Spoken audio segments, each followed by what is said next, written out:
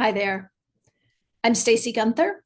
I'm a member of the ODKM faculty, and I'm really pleased to provide this series of mindfulness, meditation, and practice and philosophy series to the ODKM community.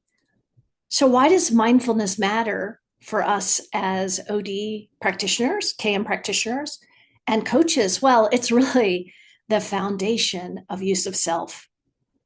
If we can't be mindful, if we can't be fully present, we don't have the full use of ourselves and we can't do the magic that we do. So, this is the first of 5 videos. You'll find all of these videos on our YouTube channel. And accompanying those instructional videos are also guided meditations. So, at the end of each of these instructional videos, I will mention practices that you should try. And I encourage you to go through this sequentially and see what sticks, see what works for you best. So now let me share some slides so you can follow along as I talk about the fundamentals of mindfulness meditation.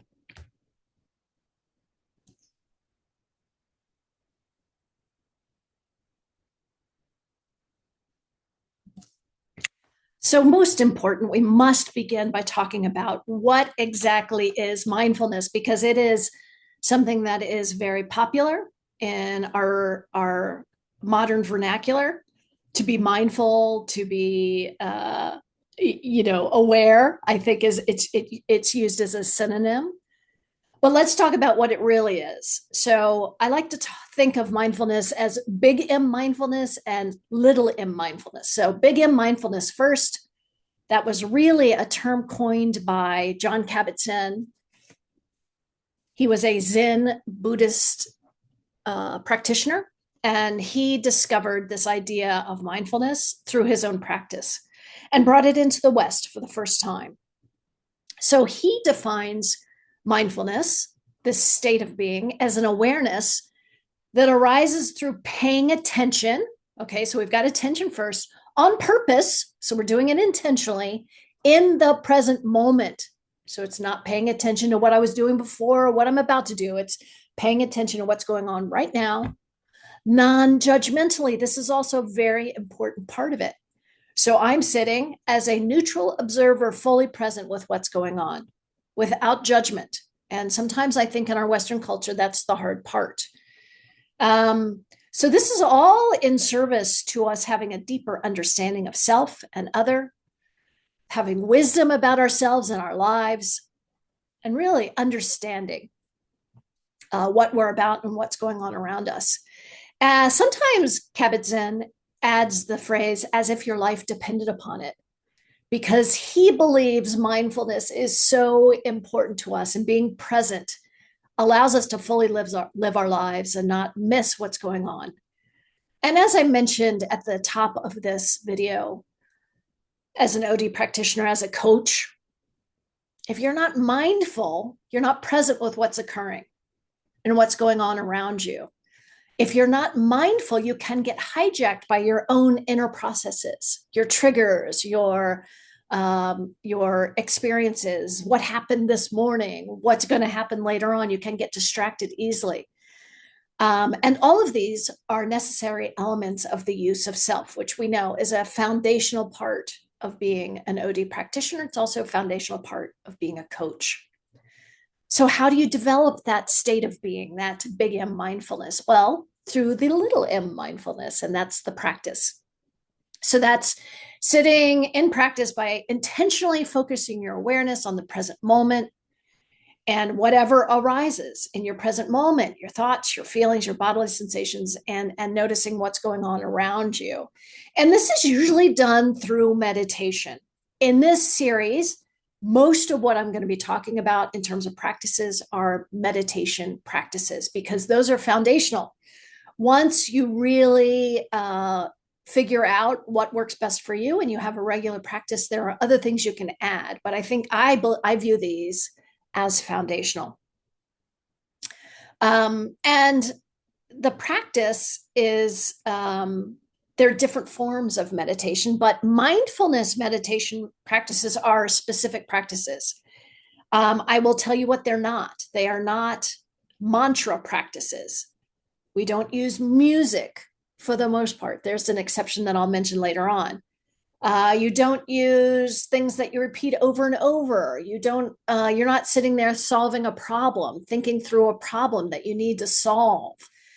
I like to think of mindfulness meditation practice, which has been my core practice, by the way, for about 15 years. I am a trained mindfulness meditation teacher. I trained with Jack Kornfield and Tara Brach. And the way I view mindfulness meditation is a very stripped down form of meditation where all we're doing is sitting and watching our minds and our thoughts and our feelings and our body sensations. We're just present with our inner processes. All we're doing is watching that like a movie. And so there's not a lot of razzmatazz. There's not a lot of jazz to it. We don't need equipment. We don't need materials. All we need to do is sit and be with ourselves. So you can do this anytime, anywhere. You can, if you're driving to a meeting or to work or to a community meeting, you can arrive 5 minutes early, put on your sunglasses, sit in the car, and simply be with yourself, be with your breathing, being with the way your body feels, and just focus inward. That's all it takes. It's that simple. So let's talk more about this big M mindfulness. The practice will help us to be in that state of mindfulness. Eventually, we want to get so good at that practice that life becomes our practice. We no longer need to sit on a cushion in order to really be with ourselves and to really notice what's going on around us. So the state of being, the big M mindfulness, is really about knowing what's going on with you in all domains of your being. So your head, your heart, your body, and being with yourself in a way that you don't get triggered or carried away by it. Now, we do that all the time in our modern lives. This is what happens. And so this training, this practice, is why we call it practice, is because we do it over and over and get better at it, allows us to be more present with ourselves. I like to also call this like being aware of awareness. So when we're sitting with ourselves and we're aware of our processes, we just become aware of awareness itself.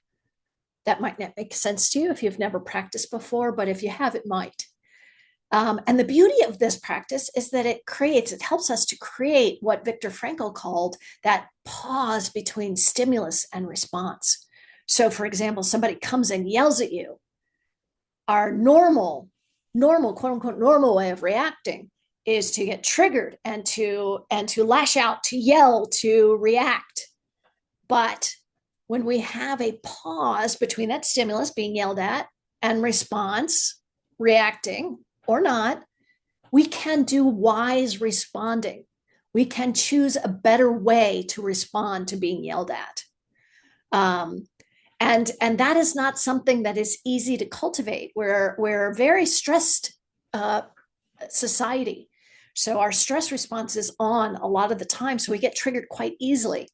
So to have this wise responding is really a superpower that we can develop through practice. So this leads to what Donald Schoen called reflection in action.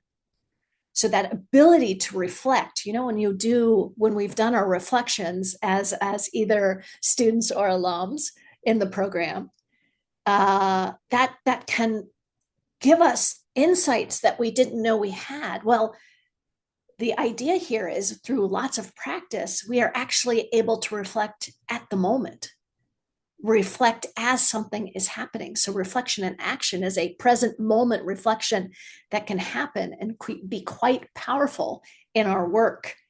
We're able to sense make what's going on right in front of us as an event is occurring. So again, this is an ability to cut off a habitual way that we respond. So for example, Let's use this example of traffic, which is such a salient example in the Washington, D.C. area. When do you not see road rage going on around you? Perhaps you are a road rager. Um, I think we all are at times in DC traffic. But think about if somebody cuts you off in traffic, how do you respond? How do you always respond? Do you get angry?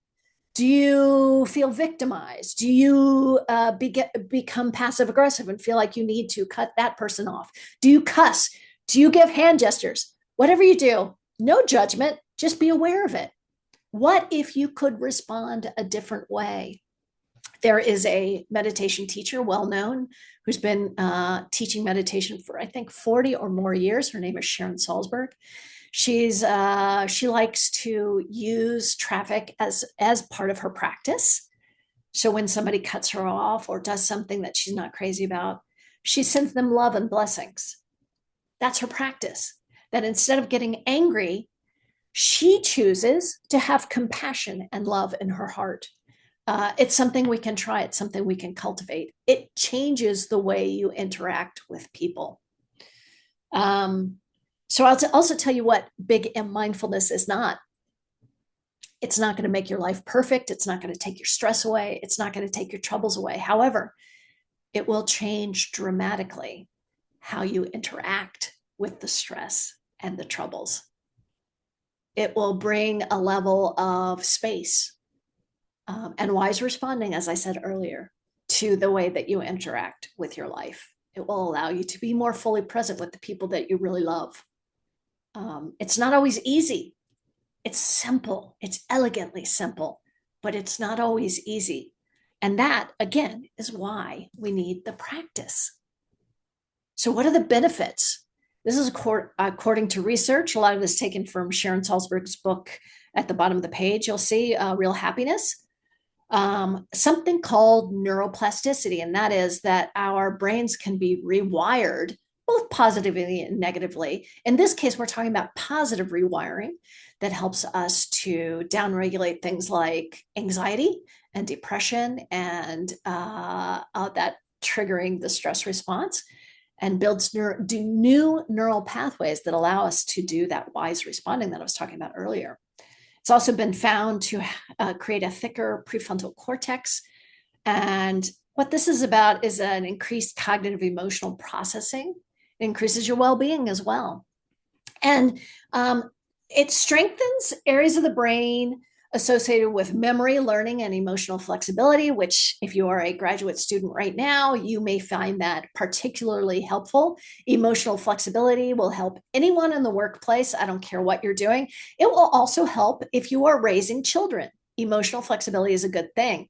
And also increases in resilience, equanimity, that ability to come back to center after you've been knocked off. Your sense of calm, your compassionate connection, all things that we need in order to live better, to have flourishing, thriving lives in this crazy world that we're living in. Even new meditators. So we're talking people who are doing 8 weeks, have done just 8 weeks of consistent practice. That means almost every day, that they are finding that there's growth in the hippocampus, which is the area of the brain associated with memory and learning, and shrinkage in the amygdala. The amygdala is where the stress response is housed. So increased memory and learning, downregulated stress response, only in 8 weeks. I mean, that's phenomenal. They also found these new meditators had a decrease in anxiety and negative emotions, increase in positive emotions, and antibodies for this flu shot. What? So it actually increases your immune response. I think that's fascinating. I don't know about you, but 8 weeks is pretty fast for that to happen. It also increases your ability to orient. And that orienting is basically this idea that we turn our attention from one thing to another. So I want you to think about, for example, if you're a student and you're doing homework, you're preparing for class, and you're reading one thing, and then you need to do a reflection, and then you need to complete a survey and watch a video. That's 4 different tasks. For some of us, we have a hard time turning our attention from one thing to another. Or even give you another example. You've been working all day, you are consumed with what's going on at work, and now you've got to sit down and do homework. That is very difficult. That is a orienting that needs to happen, but it can be difficult to do. So through mindfulness meditation and through practices, you actually can increase your ability to be able to turn from one thing to another. Now, it's not just benefits for short-term meditators. Of course, long-term meditators see a lot of benefit too. One of the things they're finding is more gray matter. In terms of longevity, more gray matter is a big positive for an aging society.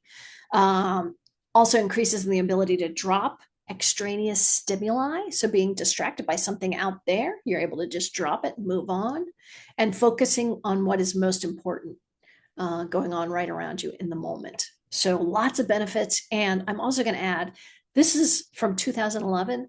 So much research has been done in the last 15 years. There's a lot more research and positive benefit that they have discovered in that time.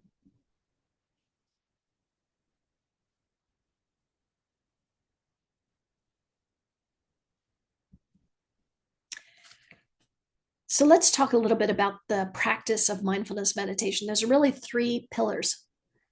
Intention, that is, why are you doing the practice? Attention, how you're doing the practice. And attitude, the attitude with which you're doing the practice. Now, the attitude part is perhaps the most important part of these three, because without an attitude of curiosity, openness, acceptance, love, positive, general positive regard towards yourself, loving feelings towards yourself as you're doing this practice, if you don't have that and instead you enter the practice with an eye to fix yourself or to beat yourself up, you're doing more harm than good. And so I would say just don't do it. If, however, you really commit to bringing in that curiosity and openness, just like we ask you to do as coaches, acceptance, love, all these very positive emotions towards yourself that you probably give to other people, give them back to yourself in your practice. Don't ask yourself to be perfect. Just ask yourself to do it and have a lot of love and compassion for yourself as you're doing it.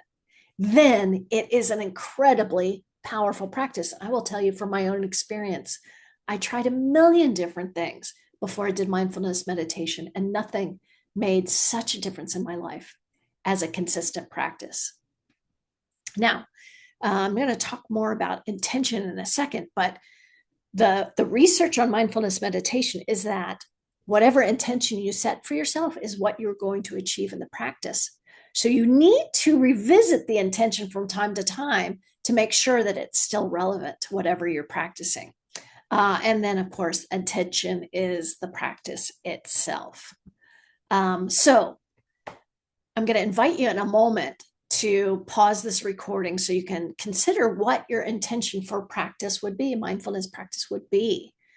And when I'm talking about intention, I'm talking about, what do you want to walk away with? What do you want to live out in the world from your practice? What kind of attitude can you commit to your practice? And what kind of commitment can you make? What's your intention? So this should be one sentence or phrase, and it should be easy to remember, like, why am I doing this? I will tell you there's four reasons people do mindfulness practice. Most people enter for stress management. Okay.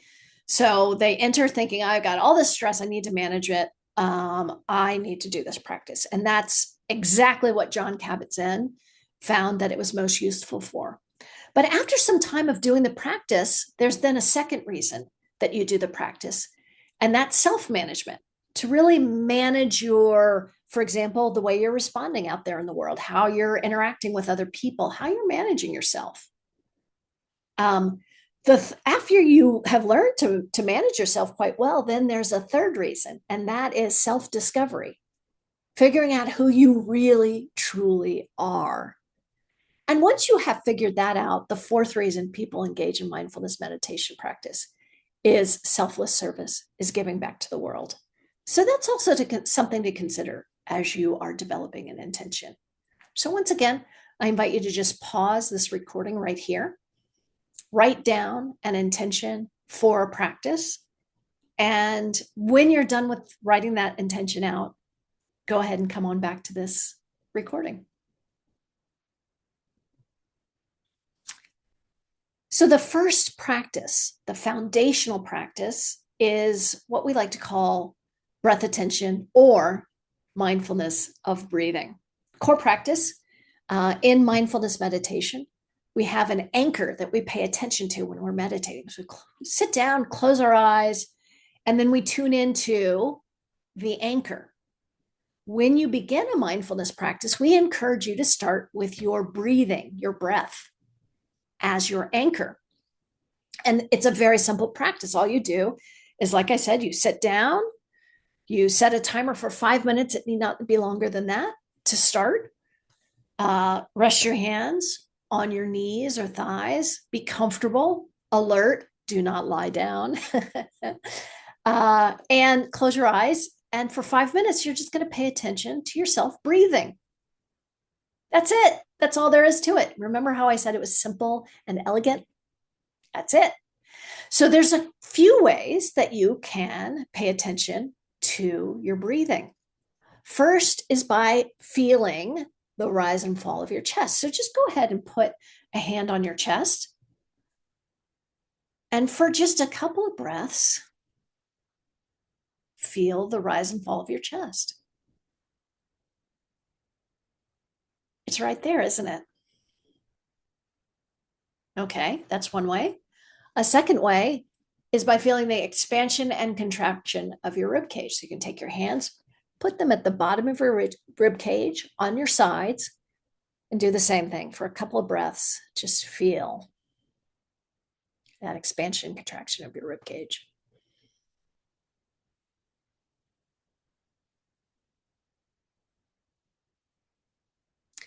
You can also notice, put your hands on your belly, the rise and fall of your belly. Now, to do this, you might want to bring your breath, your breathing further down into your belly. Some of us do that naturally, some of us don't. If you don't, just pull your breathing down just a little further. Feel the rise and fall of that belly. Here's a more subtle way of noticing the breath, and that's by tuning in to the tip of your nose or to your nostrils. And for a couple of breaths, just notice feeling the air move in and out of your nostrils. You may even feel a little air at the tip of your nose. Just notice.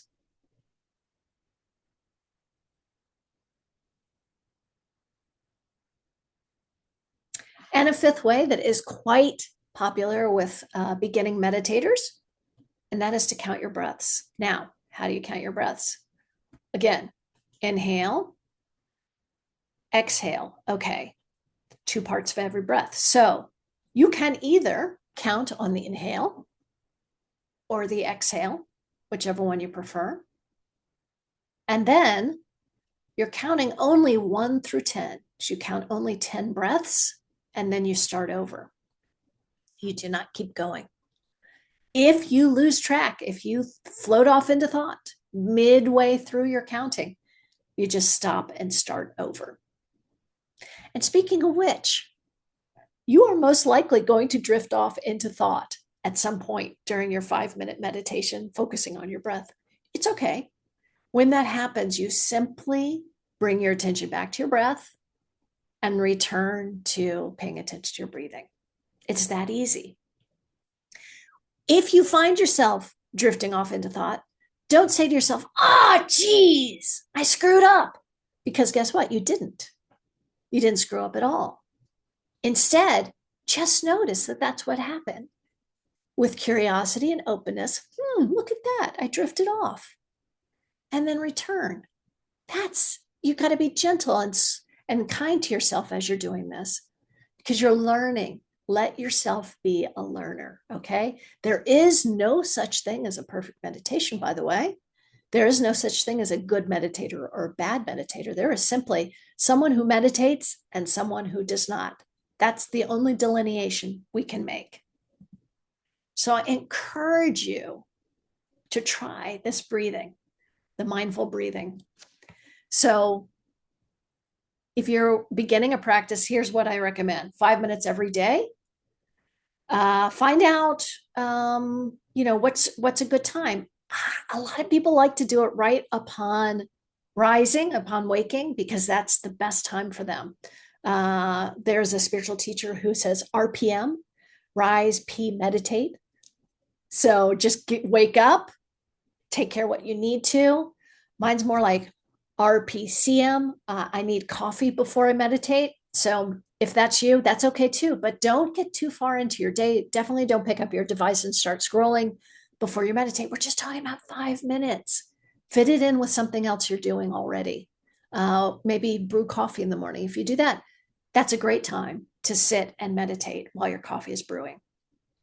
Create a log so you can keep track of your meditations. You might even want to have a note section where you talk about, oh, it was really hard today, or oh my gosh, I can't believe that was 5 minutes. It went so fast. There will be some of those.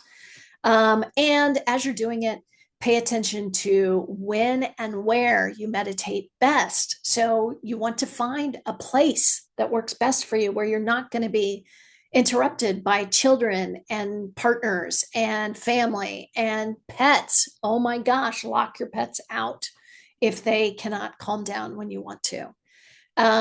Some other things, some other tips I want to give you: please don't lie down. Your body thinks right now, because you've not practiced before, that lying down means sleepy time. So if you lie down, you will sleep. Don't lie down. Sit up. Make sure you have back support. I know you see probably these guru meditators who are in lotus position sitting on a cushion. I have been meditating for years and I cannot sit on a cushion. That is uncomfortable for me. So have back support if you need it. Fold your hands in your lap. Just be comfortable. Like I said, be kind to yourself. There's no such thing as a bad meditation. You may go through an experience that is more difficult, but it's not a bad meditation. If you sit down on your mat or on your chair and you meditate, that is a victory, period. End of story. Like I said, minimize your distractions. If you need noise canceling headphones, if you need a face mask, do it. Make it easier for yourself. And if you struggle with focusing, if you're neurodivergent, if you have ADHD, for you alone, I recommend that you find some music without lyrics, no words. You don't want anyone singing. You simply want music that is binaural beats. Now, I know there's tons of binaural beats for meditation on Spotify. That's where I am. On any service, there will be lots of those. So go and find some binaural beats, put it in headphones, put on your eye mask, and just let yourself focus on your breath for 5 minutes. It is doable. And here's some other resources that might be helpful to you. The UCLA Mindful Research Center has lots of guided meditations that may be helpful. Tara Brach, who's a DC-based meditation teacher and one of my teachers, also has guided meditations. I highly recommend the Insight Timer app. It's just a great timer that will keep you on time. And then here are some great books that I think you'll also find interesting if you want to learn more about mindfulness. So I wish you well. After you've tried the mindfulness of breathing or the breath attention meditations as a anchoring, you may also want to try sound attention, but don't try sound attention before you try breath attention. Do that first. Really give it a good go, and then try sound attention. I wish you very, very good luck on your journey.